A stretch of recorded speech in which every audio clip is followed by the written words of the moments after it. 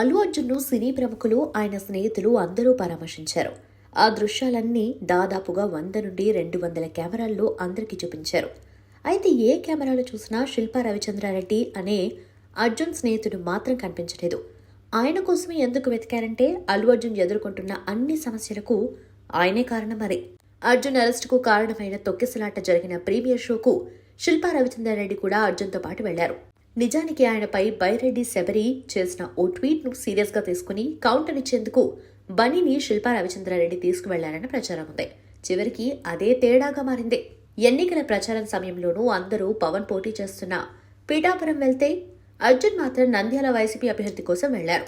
అక్కడ ఓ కేసు నమోదైంది. కానీ హైకోర్టులో క్వాష్ చేయించుకోగలిగారు. ఇంత జరిగిన తర్వాత శిల్పా రవిచంద్రారెడ్డి అర్జున్ను పరామర్శించడానికి రాలేదు. కోర్టు వద్దకు, జైలు వద్దకు వెళ్లలేదు. దీంతో సోషల్ మీడియాలో చాలా మంది ఫ్రెండ్ ఎక్కడా అని ప్రశ్నిస్తూ పోస్టులు పెడుతున్నారు. ఆయన మళ్లీ వస్తే మళ్లీ ఏమైనా సమస్యలు వస్తాయని రావద్దన్నారేమోనని సెటైర్లు కూడా వినిపిస్తున్నాయి.